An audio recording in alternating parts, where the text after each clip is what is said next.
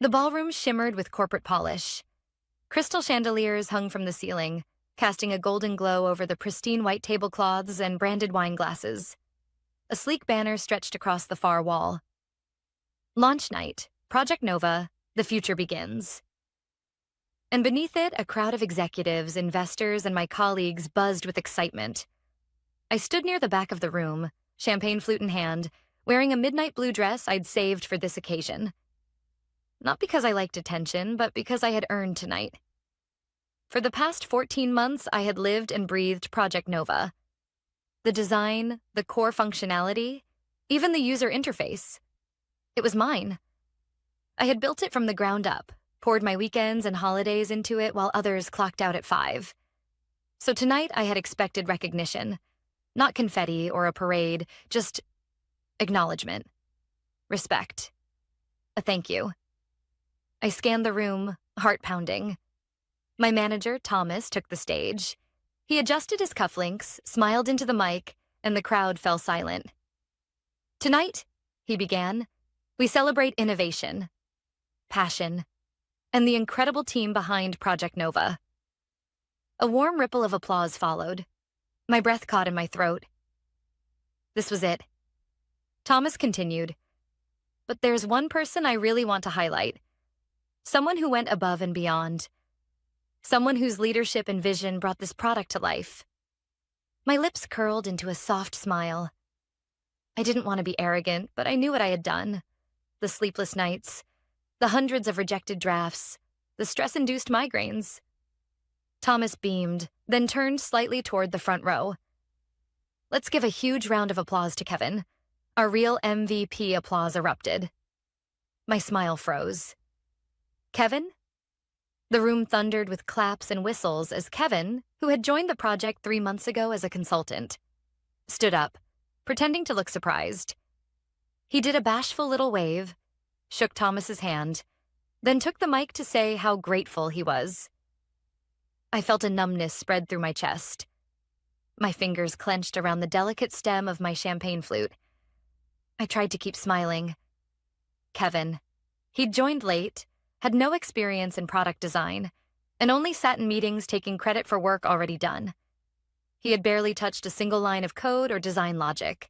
I had written the specification. I had defended the pitch. I had done the testing. And he was the MVP? Thomas wasn't done. And that's not all, he said, grinning at Kevin. We've also decided to officially promote Kevin to head of product innovation. Another wave of applause. Laughter, cheering. My world tilted slightly. I clapped too. What else was I supposed to do? Throw my glass? Scream? Cry? I clapped like the good team player they expected me to be. I even nodded when people glanced at me. A few offered polite smiles. Those half-hearted expressions people give when they know you've been screwed but are too scared to say anything. I caught Kevin's eye briefly. He looked away. Of course he did. The rest of the night passed in a blur. People toasted, posed for selfies with the product, complimented the team. I said thank you when someone called it a triumph. I even forced a smile when Kevin said, couldn't have done it without everyone's support. I said nothing when Thomas made a joke about me training Kevin so well. But inside, I was unraveling. Later, I slipped outside onto the balcony, away from the clinking glasses and hollow praise. The cool night air hit my skin and cleared the fog from my mind. I pulled out my phone, opened a folder in my email drafts, and reread the document I had written months ago. Just in case. It was short. Legal. Binding, U.S. Patent Application Number 2, 209-NV01, Proprietary Design Architecture for Project Nova. Owner, Jessica R. Lang. I had filed it 9 months ago, quietly, through a third-party attorney, because something in me, something small but insistent, had whispered that if I didn't protect myself, no one else would. I stared out over the city skyline, heart still racing but no longer from hurt. Let them cheer for Kevin. Let them hand him my title. Let them pretend I didn't exist. On Monday, they'd find out the truth. Not through a speech, not through revenge. Just through a legal notice on Thomas's desk, signed, sealed, and perfectly timed. And when they did, they would realize they had promoted the wrong person. And the real MVP had just gotten started.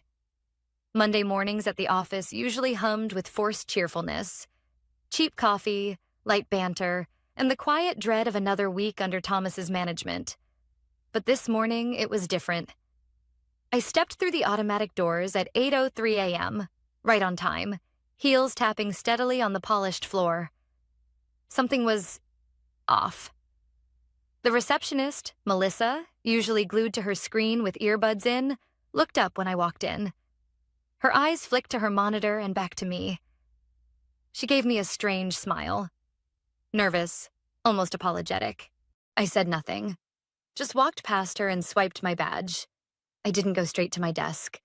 I went to the copy room, empty this early, closed the door behind me and pulled out my phone. There it was, exactly as I scheduled it. 8 a.m., delivered to Thomas's inbox and BCC'd to legal, HR, and the executive board. Subject: ownership of patent, Nanj 2, 209-NV01 body. Please be advised that the proprietary core design and software architecture for Project Nova are registered under U.S. patent application, so 209-N. V01, submitted under my name, Jessica R. Lang. All commercial use of this product must be licensed or renegotiated under applicable IP law. This notification is formal and effective immediately. Attached: PDF of the filed patent, attorney's letter, and digital timestamp documentation. It was quiet in the room. Cold. Still. I breathed in. Outside. Then I walked to my desk as if nothing had happened. Kevin was already there. He smiled when he saw me, like the past Friday never happened. "Hey, Jess," he said, sipping a green smoothie. "Rough weekend, huh?" I smiled back. "Not really." He kept smiling, but looked confused. I didn't elaborate. Let him enjoy his smoothie. A few minutes later, I opened my inbox and watched as the reply chain began. First, legal. "Jessica, thank you for the documentation. We're escalating immediately." Then, HR. "We acknowledge receipt and will follow up pending clarification from executive leadership." And then, nothing. For about 10 minutes, the office carried on like normal, until Thomas's office door slammed open. The whole floor flinched. He stood there, holding his phone in one hand and a printed document in the other. His face was pale, like someone had just told him the building was on fire. "Jessica," he said, too loudly.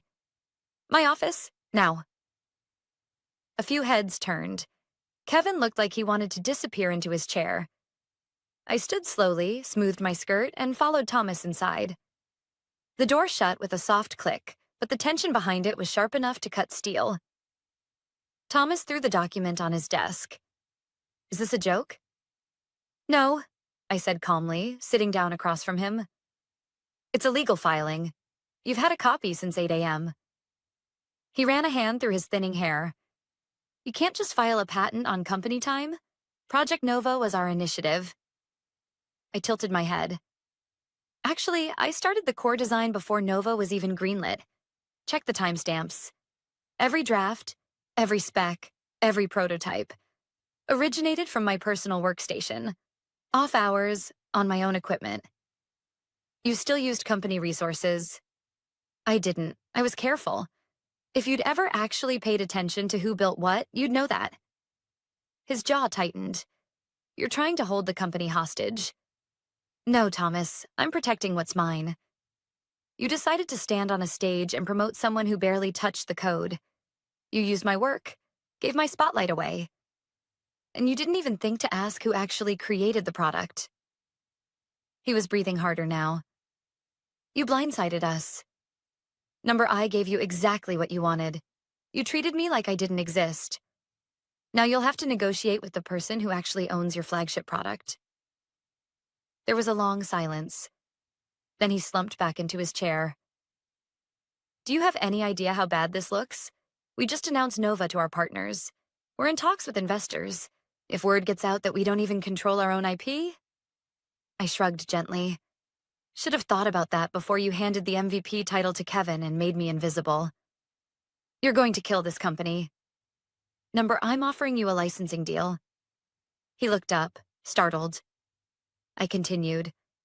I'm not here to destroy anything, but I'm not going to let you walk over me and profit from it. You want to use my design? Fine. We can talk contracts. Real ones. With real compensation. And if we refuse? I stood. Then your investors will find out your product has no legal right to launch, and your new head of product can try rebuilding it from scratch.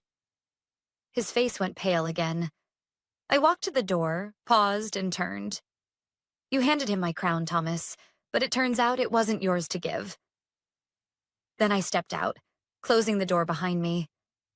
Back at my desk, I could feel the shift in the air. Kevin glanced at me, confused, sensing something had cracked open, but not knowing what. Melissa was staring at her screen like it had just started playing a horror film. And as for me, I smiled quietly and began working through my inbox. Monday had only just begun. By Tuesday morning, the whispers had turned into full-blown conversations. People didn't even try to hide it anymore. Eyes followed me through the hallways. Conversations abruptly stopped when I entered the break room. And Kevin, poor, oblivious Kevin, was unraveling by the hour. I found him hovering near the espresso machine, his tie askew, furiously scrolling through his phone like it had wronged him personally. He looked up when I walked in, eyes wide. Jessica, he started, his voice tight with urgency. Can we talk? I poured myself a coffee, gave him a polite smile, and said, Sure. He waited until the room cleared before leaning in. I heard some things. About the patent. About what you did. What I did? I echoed calmly. You filed it under your name? Before the company even approved Nova? His voice was pitched somewhere between confused and panicked. Do you know what that means? I know exactly what it means. He blinked. So, what, you're taking credit for the whole thing now? I turned to face him fully. Kevin, you were brought in after everything had already been built. You didn't write a single line of code. You didn't design the system. You showed up, sat in a few meetings, and regurgitated things you overheard from me. Let's not pretend you were the brains behind Nova. His jaw twitched. I was named head of product. I nodded. You were. Based on a lie, he fell silent. I stepped closer, lowering my voice. You were handed something you didn't earn? You could have said something. You knew it wasn't yours, but you didn't. Kevin looked down, ashamed for a moment. Then, like a man clinging to a life raft, he said, Maybe we can work something out. I raised an eyebrow. Work something out? I don't know. Maybe we could partner on the IP or share the rights. I mean, if we both benefit. I cut him off with a quiet laugh. Kevin, you had your moment on that stage. You smiled for the cameras. You took my credit and cashed it in for a promotion. I hope it felt good. But this? I held up my coffee. This is mine. And with that, I walked away. By the time I returned to my desk, I had 3 meeting requests. One from legal, one from the CTO, and one from Thomas, marked urgent. I ignored Thomas's for now. The meeting with legal was clinical, brief, and full of quiet panic. They asked for clarification, timelines, documentation, everything. I gave them what they needed. Calmly, professionally. My lawyer had prepped me well. I didn't flinch once. Later that afternoon, I finally accepted Thomas's meeting. He looked different now. Hollow-eyed, like a man watching the structure he built slowly sink into the ground. Jessica, he said as I entered, motioning for me to sit. Look, I've had time to think.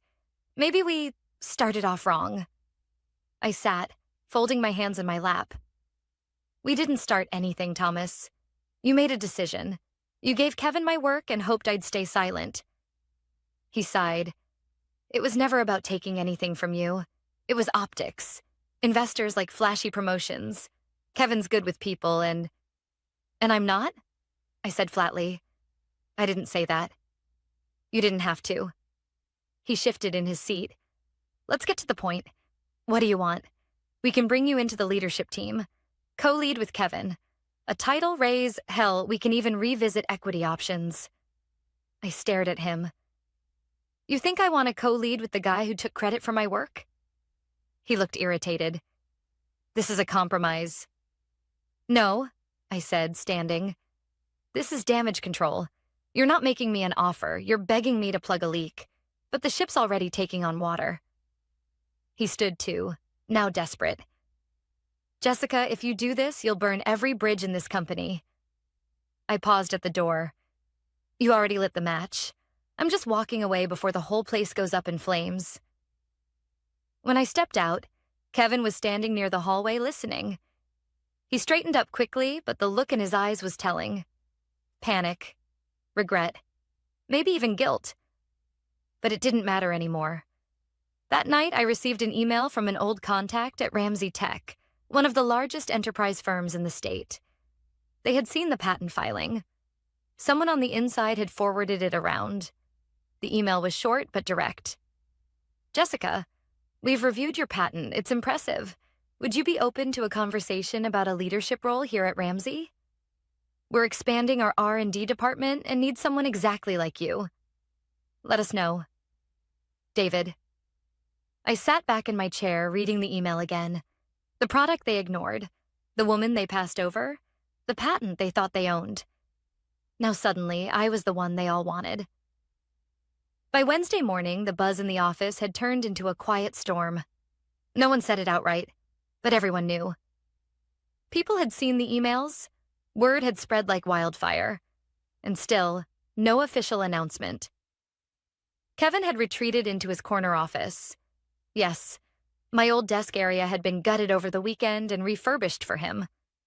Now he sat behind a glass wall, pacing endlessly, holding phone calls that sounded increasingly frantic.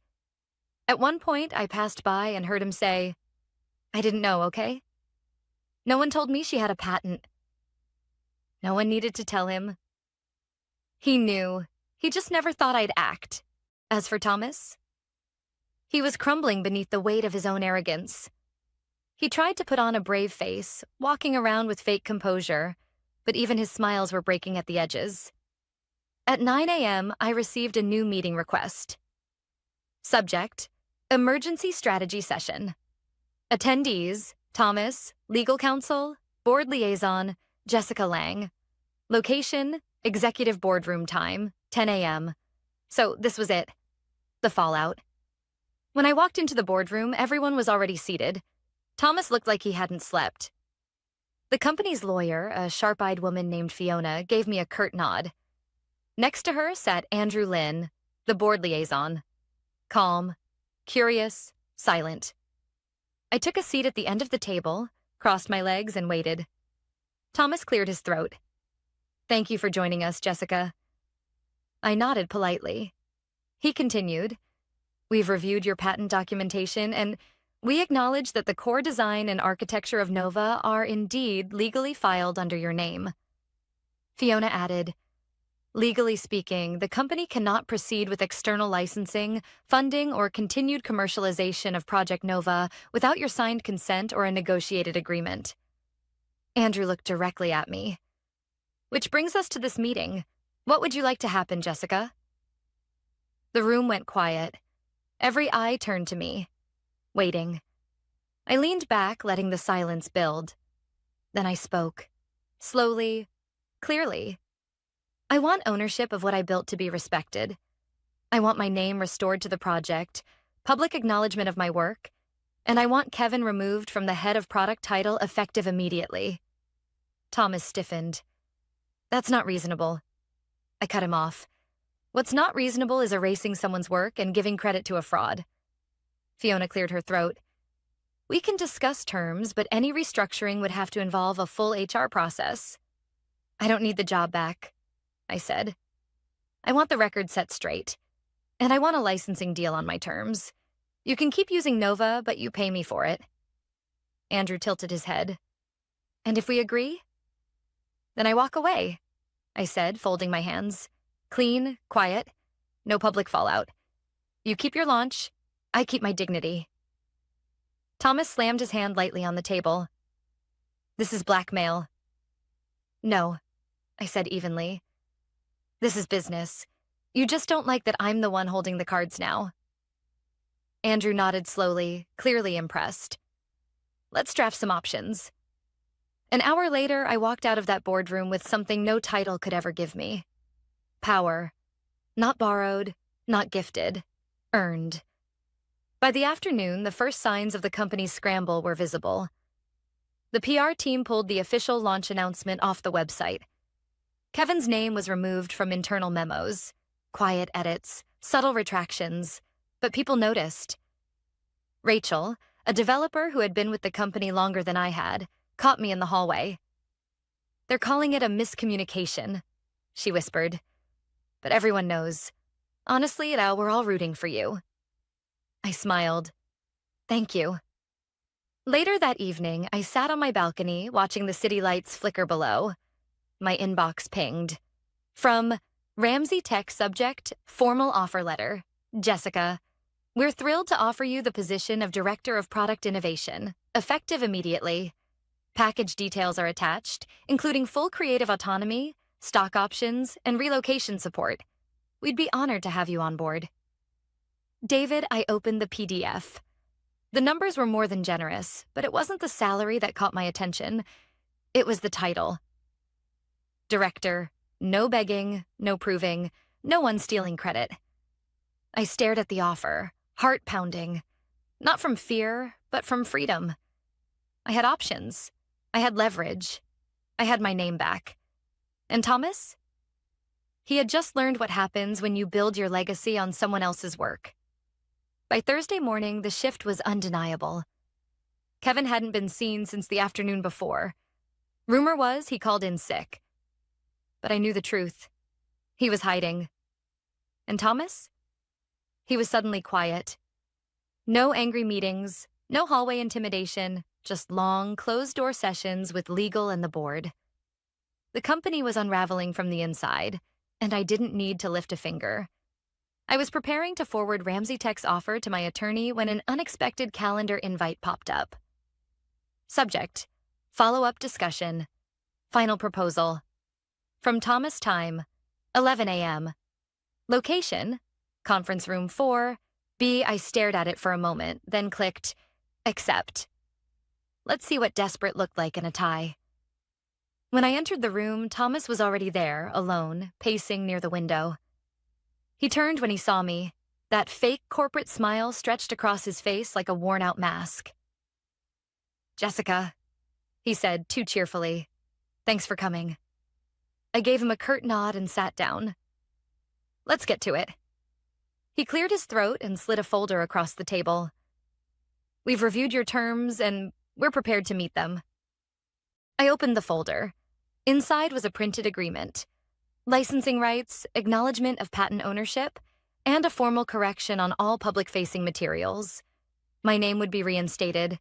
Kevin's would be removed.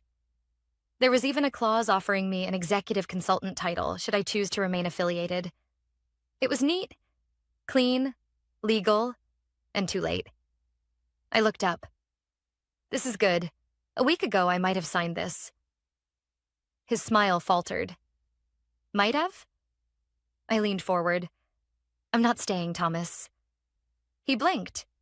But you made it clear where I stood. You humiliated me in front of the entire company. You took my work, my ideas, my effort, and gave it to someone who didn't earn it. Now you want to fix it. Not because it's the right thing to do, but because you're afraid. He swallowed hard. I admit I mishandled things. I nodded. You did. And now you get to sit in that. He looked at me for a long time, the weight of reality finally settling on his face. Jessica, this company has been your home. No, Thomas, I said calmly. It was just a building where I worked. A home doesn't throw you out when someone shinier walks in. He tried again, quieter this time. You really won't reconsider? I stood up. I already have an offer.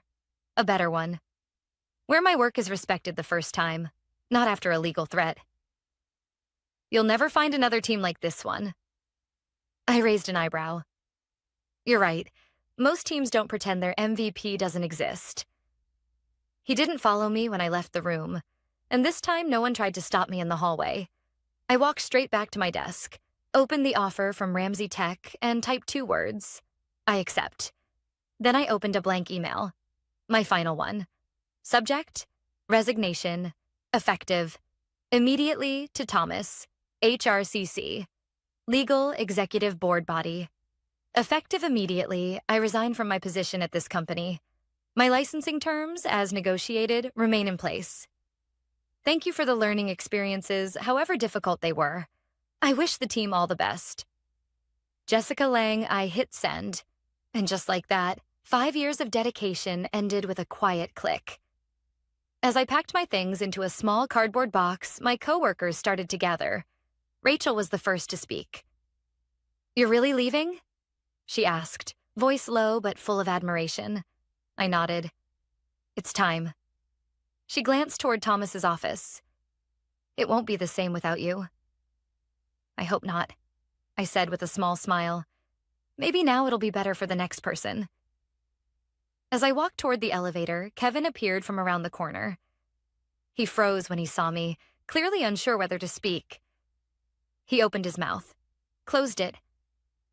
Don't, I said gently. Just don't. He nodded, ashamed, and I walked past him without another word. When the elevator doors closed, I looked at my reflection in the brushed metal. I didn't look angry or hurt. I looked free. By that afternoon, I was sitting in a quiet cafe across from David, the director from Ramsey Tech. He raised his cup toward me. To fresh starts, he said. I clinked my cup with his. An earned respect. It had been exactly 4 weeks since I walked out of Thomas's company for the last time. 4 weeks since I left behind the glass walls, the broken promises, and the people who smiled to your face while undermining you behind closed doors. And yet, the echoes of that place still found me.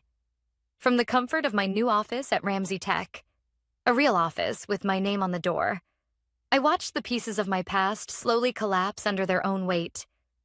It started with a phone call from Rachel. Jessica, she said, practically whispering even though she wasn't on speaker. You are not going to believe this.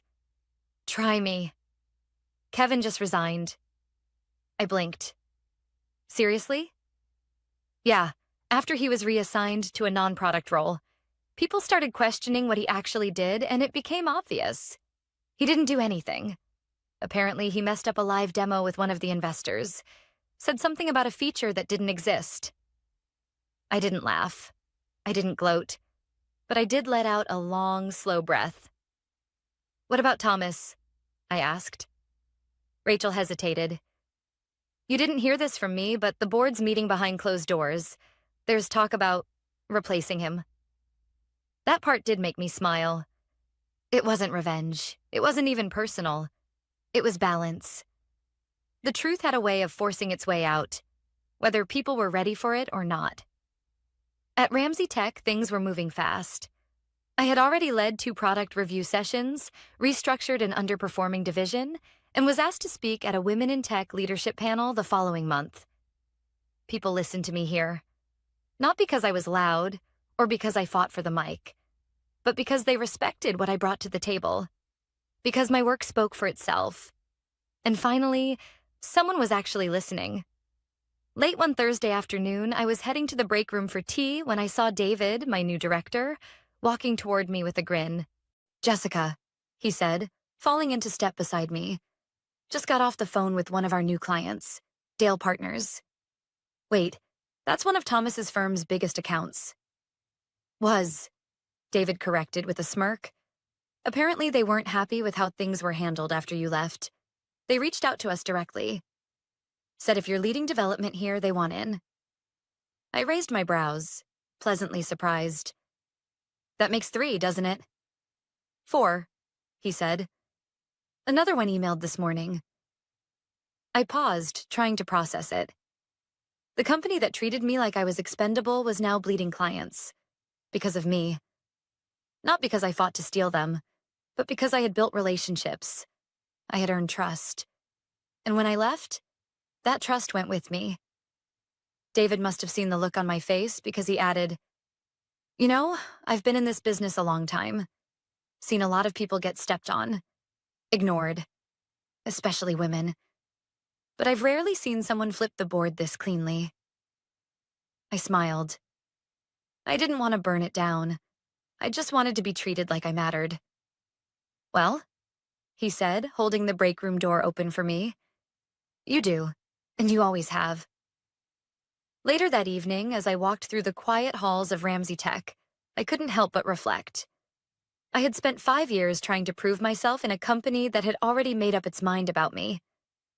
They didn't see value. They saw convenience. And when they thought they could get something shinier, louder, easier, they handed over my crown without even asking who really earned it. But the truth? Some people are not replaceable. And I was never one of the ones you could just discard and forget. Back in my office, I sat at my desk, sipping my tea and watching the sunset through the floor-to-ceiling windows. I opened my inbox to find a new message from Fiona, the legal counsel from my old job. Subject: Update on licensing agreement. Hi, Jessica. Just confirming all payments have been processed and contract terms are in full effect. If any issues arise, don't hesitate to reach out. Wishing you the best. Fiona below, it was another message from Thomas.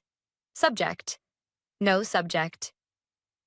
Jessica, I just wanted to say I was wrong. About everything. I never saw it until it was too late. You didn't just build Nova, you were the heart of that entire team. I hope you're doing well. You deserve it. I stared at it for a long moment, then closed the email without replying. No bitterness, no need for revenge. Because the real win wasn't making him grovel. The real win was knowing I'd never have to work for someone like him again. As the office lights dimmed and the city began to glow below me, I smiled softly to myself. This wasn't the end. This was the beginning of the career I'd built with my own hands, my ideas, my voice. And now, finally, on my terms.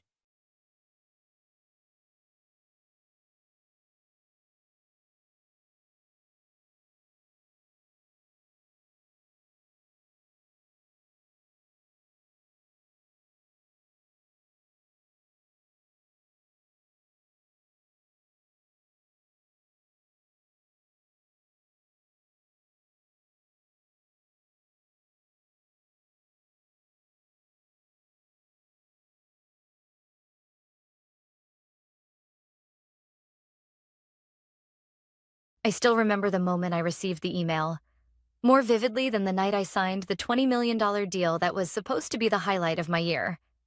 I was sitting in a quiet hotel lobby in Singapore, just past 9 p.m. local time. My laptop was open, half-packed documents spread across the marble coffee table, and my phone buzzed with congratulations from the team back in New York. I had just returned from a client dinner. Sake, handshakes, laughter. The deal was signed. After 7 months of relentless work, I had done it. Secured a massive expansion for our firm. $20 million locked in. I should have felt victorious. Instead, I opened my inbox and froze. Subject line: Termination of employment, effective immediately. At first, I thought it was a joke, or a scam, or maybe some HR intern hit the wrong name. But then I read the message. Ashley, effective immediately, your employment with Stratwell Partners is terminated. Please cease all company communications and return your laptop and company property upon return.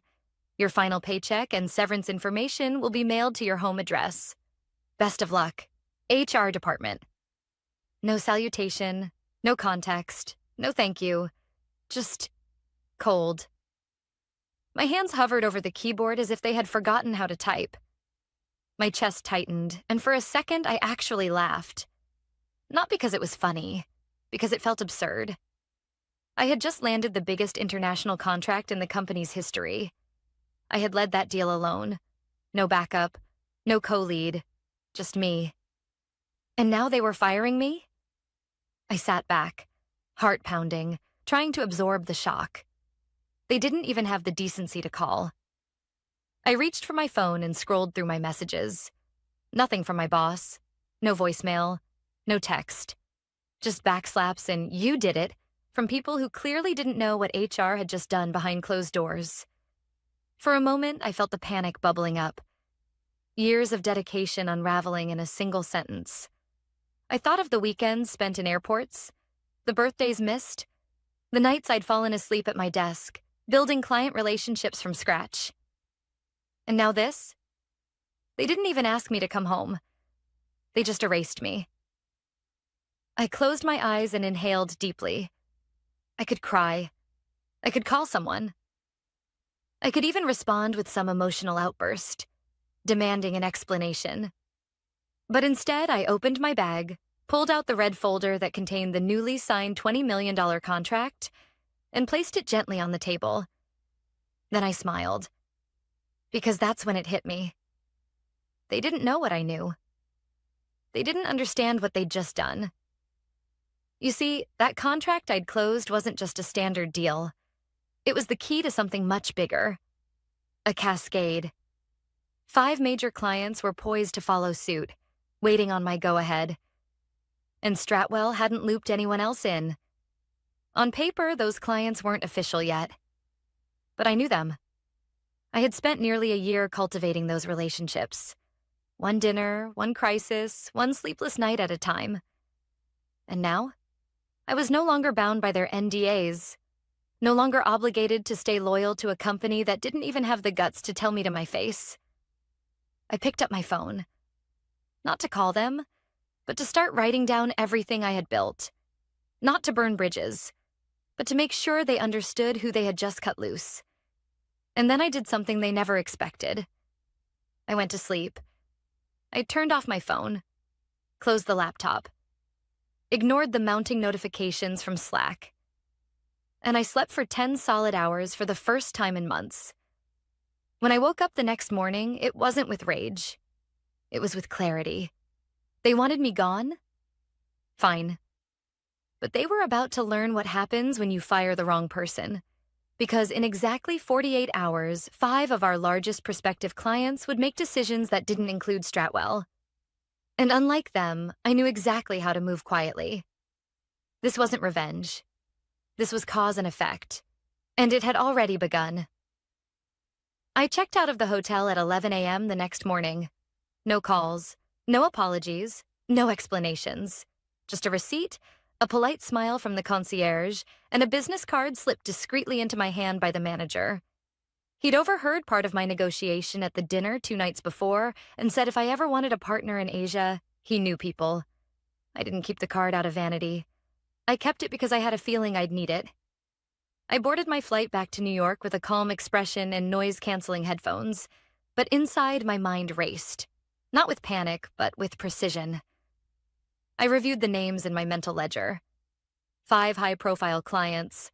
5 companies that were weeks, days, some even hours away from signing with Stratwell. And all of them had one thing in common. Me. Not the logo on my business card. Me. I had been the one they trusted.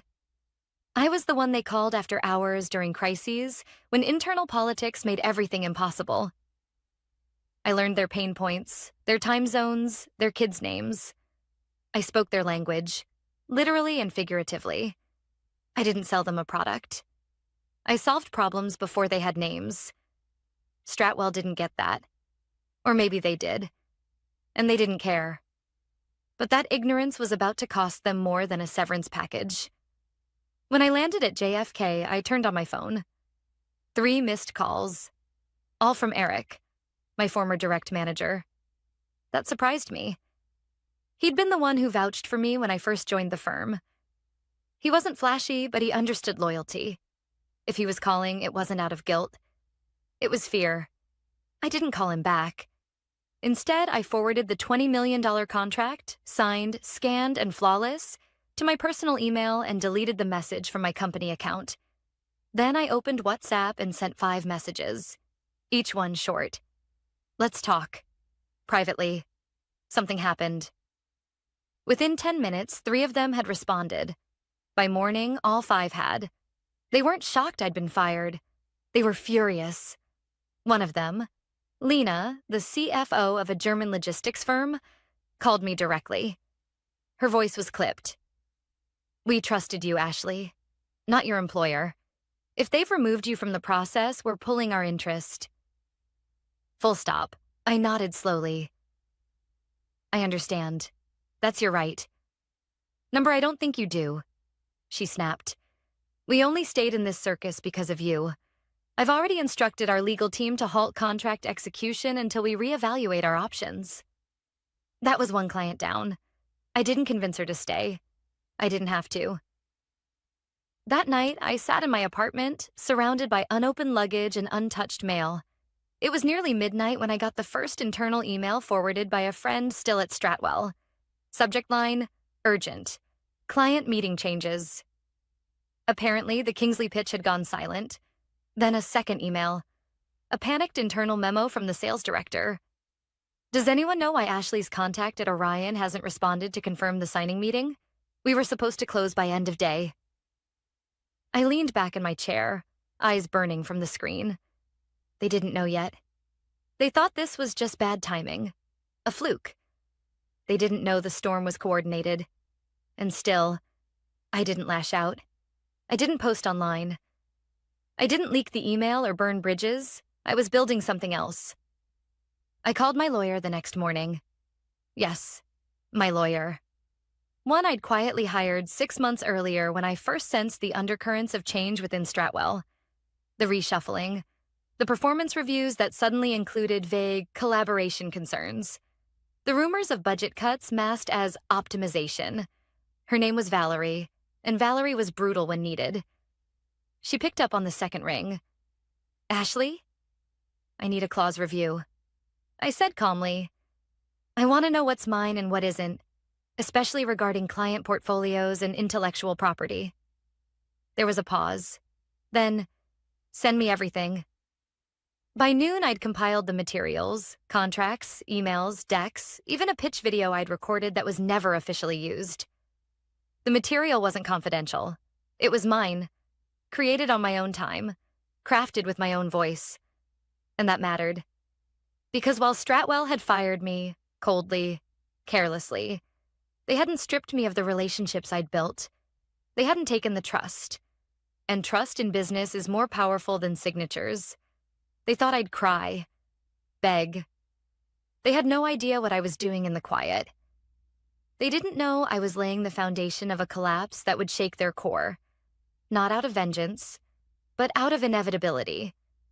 Because in exactly 48 hours, the fallout would begin. And I wouldn't have to lift a finger. I had already done the work.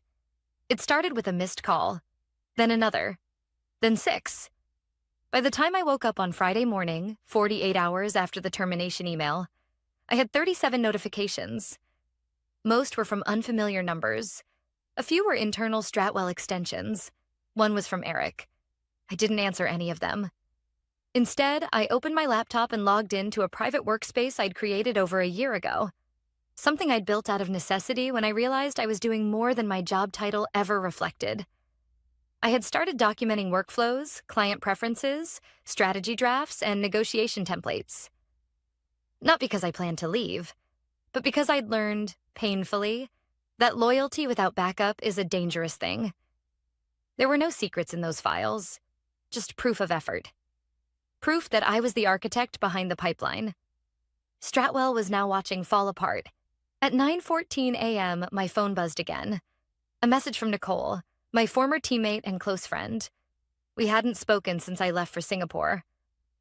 "Hey, things are insane here. The Kingsley team pulled out this morning, like full withdrawal. Said they lost faith in leadership. You okay?" I stared at the screen. There it was. The first crack. I called her back. "Nicole?" I said calmly. What exactly did they say? They told our executive team they were reconsidering vendors, mentioned lack of continuity, trust issues, and a key partner no longer being present. I raised an eyebrow. They used that phrase? Key partner? Yeah, she whispered. They didn't say your name, but everyone knew. I leaned back in my chair, heart steady. And the team? Eric's been pale since 8 a.m. The VP is screaming behind closed doors. Legal's scrambling to figure out how they lost 2 deals in 24 hours. 2? Yeah. Orion backed out too. And word is, the French account's reviewing their contract now. I stayed quiet. Nicole hesitated. Did you? No. I cut in. I didn't tell them to walk, but I also didn't ask them to stay. Silence. Then she exhaled. Good for you. We ended the call and I let the stillness settle. I knew the pattern. Corporations panic when money disappears, not people. But now they were learning that in some cases, those two things are the same. By 11 a.m., it was a full-on firestorm. Valerie called. They just issued a statement to internal leadership blaming market volatility for the lost deals, she said, a laugh in her voice. Cute. Let them spin, I replied. The truth will settle louder. And it did.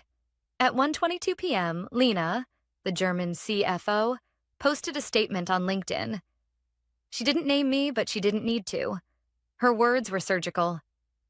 Trust is the cornerstone of any business relationship. When that trust is undermined through arrogance, mismanagement, or a failure to recognize people as more than tools, partnership becomes impossible.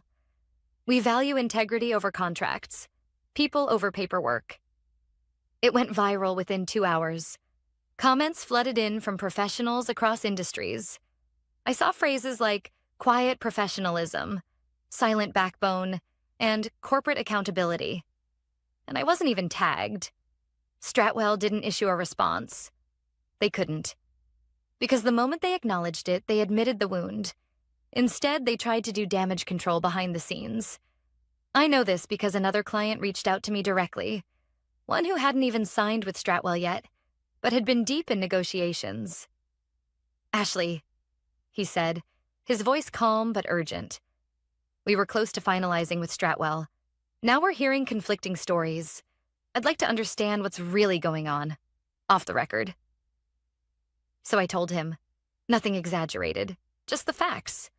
I told him how I was fired by email, how I hadn't been thanked for the deal I closed, how 5 clients, all of whom I had built from the ground up, had been left without a transition plan. He listened in silence. Then he said, that's all I needed to know. By Friday evening, Stratwell's client portal went offline for an hour. A glitch? Number A reset. They were trying to buy time. Trying to hold on to contracts that were dissolving faster than they could react. And yet, I didn't celebrate, because it didn't feel like a win. It felt like truth catching up. They fired me because they assumed I had no leverage. They forgot I had something more powerful than position. I had earned loyalty. And loyalty doesn't die with a termination letter. It lingers. It remembers. And eventually, it walks away. By Monday morning, the silence from Stratwell was deafening. No press release. No apology. Not even a vague internal memo. Just a quiet, frantic scramble behind closed doors. Leaks patched, scripts rehearsed, damage assessed. But outside those glass walls, the story was already moving without them. By now, 4 out of the 5 clients had walked. 1, Xenotech, hadn't publicly declared their decision, but I knew it was coming. Their CEO, Rashid, had been unusually quiet. And when someone like Rashid goes quiet, it's never a good sign. Still, I didn't reach out. I wasn't playing the hero. I wasn't playing anything. I was simply watching. And then, around 10:42 a.m., my phone rang. Blocked number. I almost let it go to voicemail, but something told me to pick up. Ashley Harris? The voice said. Yes. This is Annabelle Hart. I'm the managing partner at Elbridge and Rowe. I paused. Elbridge and Rowe wasn't just another firm. They were Stratwell's biggest competitor, and the one they constantly dismissed in internal meetings as old money with no edge. Funny. Apparently, old money had teeth. I hope I'm not catching you at a bad time, she continued. I cleared my throat. Depends on the purpose of the call. There was a smile in her voice when she replied, I'd like to meet. Today. In person. We met at a rooftop cafe in Midtown. Private, quiet, no branding. Just two professionals in tailored coats and guarded expressions. She didn't waste time. We've been following the fallout, she said. We know Stratwell lost Kingsley, Orion, and Westmark. We also know you were the lead on all three. I sipped my tea, not confirming anything. Annabelle leaned in slightly. Let me be clear. We don't want to use you. We want to work with you. There's a difference. I raised an eyebrow. Go on. You've spent years building trust with global clients. You've shown discretion, strategy, and restraint. And now you've shown something more valuable than any resume. Proof that clients follow people, not companies. She opened a sleek leather folder and slid it across the table. Inside, a proposed role.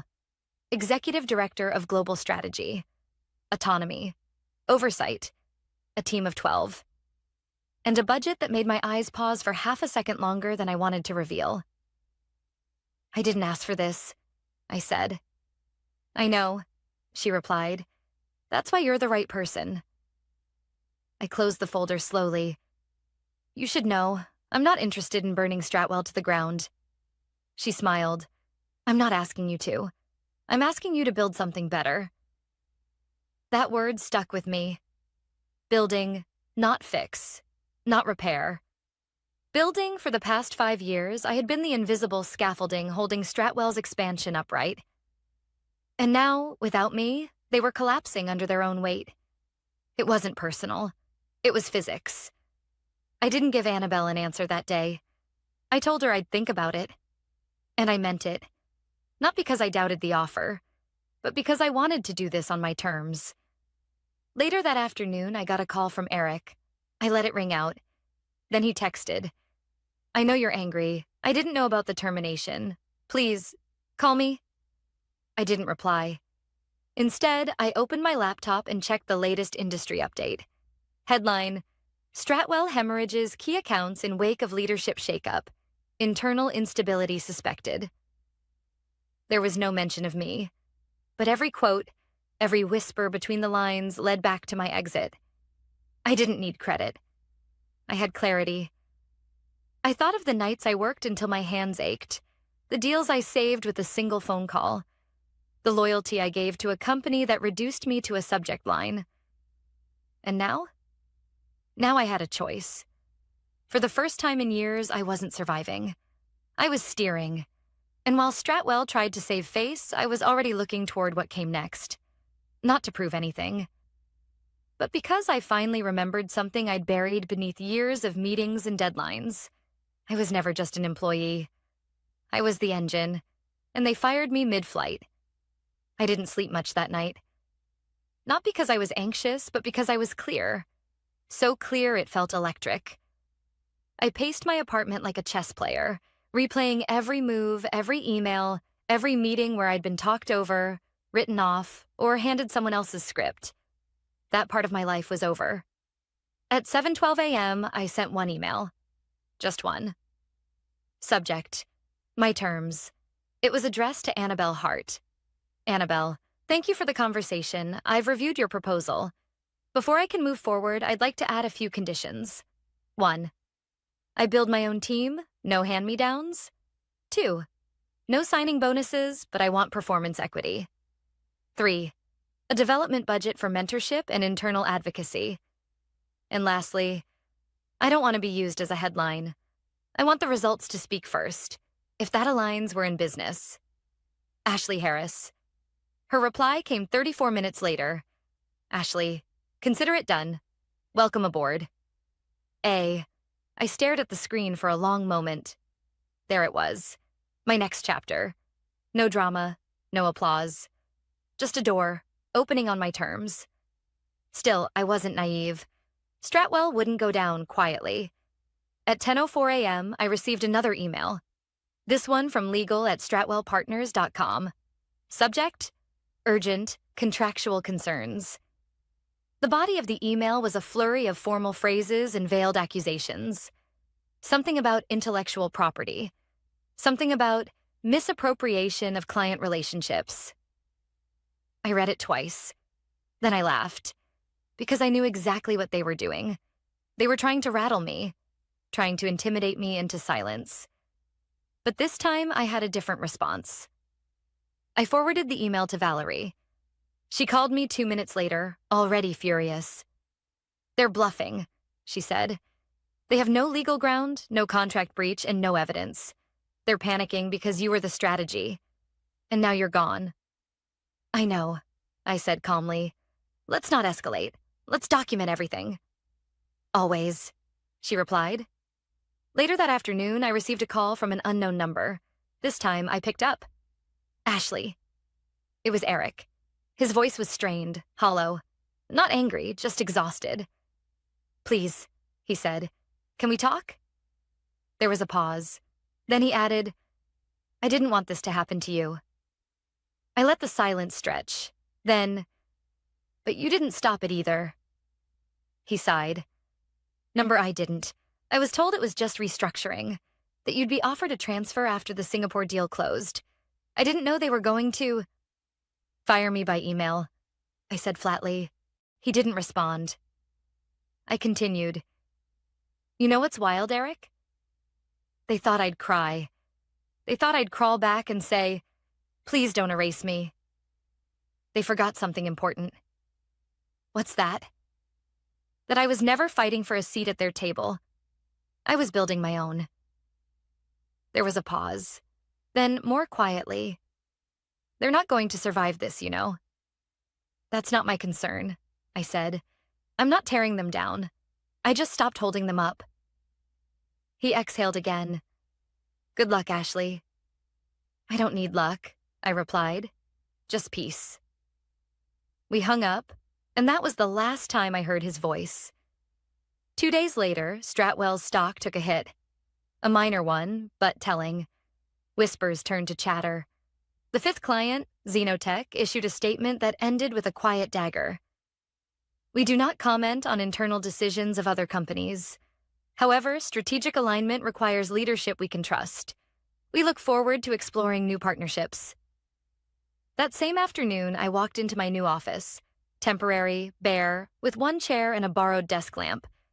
It wasn't glamorous. It wasn't polished. But it was mine. I plugged in my laptop, opened a blank document, and for the first time in years, started writing strategy not to prove myself, but because I wanted to build something that outlived the politics, the egos, and the boys' club. I wasn't going back. I wasn't hoping they'd fix what they broke, and I wasn't angry anymore. I was ready. Because survival had taught me endurance, but clarity had taught me power. 2 weeks had passed. Stratwell was still standing, but barely. Industry chatter now referred to them in cautious tones, like a company under slow-motion collapse. Their leadership team had gone silent. Their PR department had issued a half-hearted press release blaming a misalignment of strategy and talent. But everyone knew the truth. You don't lose 5 deals in 2 weeks due to misalignment. You lose them when you forget that people, not policies, are your foundation. I hadn't said a word publicly. I hadn't commented, liked, or shared a single post. But the silence spoke louder than any headline. What came next, I hadn't planned for. It was a Wednesday afternoon, and I was heading into a meeting when my assistant, Danny, handed me a small white envelope. "No sender," she said, eyes narrowed. "Just this." I waited until after the meeting to open it. Inside was a handwritten note. "Ashley, you were right. I let the wrong people make decisions, and I let silence become my excuse. I hope, one day, you'll understand the pressure I was under. But more than that, I hope you understand how much I regret not protecting you when I should have. E. I stared at it for a while, not out of emotion, just reflection.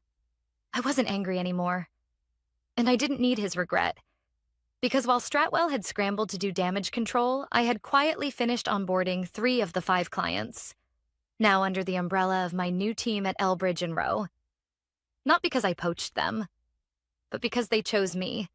They chose trust, accountability, continuity. They chose something Stratwell had forgotten existed in the pursuit of faster numbers and louder titles. By the end of the month, Elbridge posted record Q2 growth. Industry newsletters credited the spike to unexpected client acquisitions and streamlined strategic leadership. They didn't name me. I didn't need them to, because I'd already sat in the rooms that mattered. I'd already reviewed the contracts, seen the numbers, heard the gratitude and quiet phone calls that began with, "Ashley, we're glad you're the one we're dealing with." That was enough. I was sitting at my desk late one evening when Danny knocked again. "There's someone here to see you," she said. "Didn't schedule an appointment." I frowned. "Name?" She hesitated. "Rashid." That made me pause. Xenotech. I stood, adjusted my jacket, and walked out to the reception area. There he was, calm, composed, expensive watch on one wrist, silence like armor. "Rashid," I greeted, extending a hand. "Wasn't expecting you." He shook it. Didn't want to make it official. Just wanted to say something, face to face. I waited. "You didn't fight dirty," he said simply. "You could have, but you didn't." "I wasn't raised like that," I replied. He gave a small nod. "I've worked in this industry long enough to know when I've seen something rare. You handled betrayal with restraint. You handled power with grace. Most people don't know how to do that." He reached into his coat and handed me a folder. "Our 5-year expansion plan," he said. "We want you involved, directly." I blinked. "Why me?" He smiled, a rare gesture. "Because you've already proven that you don't just close deals. You build relationships that survive after the contract ends." He left without waiting for an answer. I stood there for a long time, fingers resting on the folder. Not because I needed the win, but because I realized in that moment I had already won. Not by crushing anyone, not by shouting, but by remembering my value before anyone else did. That night, I walked through the office, quiet now, lights dimmed. My team had gone home. Their desks were filled with coffee mugs, sticky notes, and photos of kids and pets and lives being lived outside the 9-to-5 grind. I sat in the small conference room where we'd had our first strategy session. The whiteboard still had my notes scribbled across it. Trust, intent, accountability, not buzzwords, values. I picked up the marker and added one more. Legacy, because that's what I was building now. Not just a career, not just a comeback, but a legacy that said, you can be powerful without being ruthless. You can be firm without being cruel.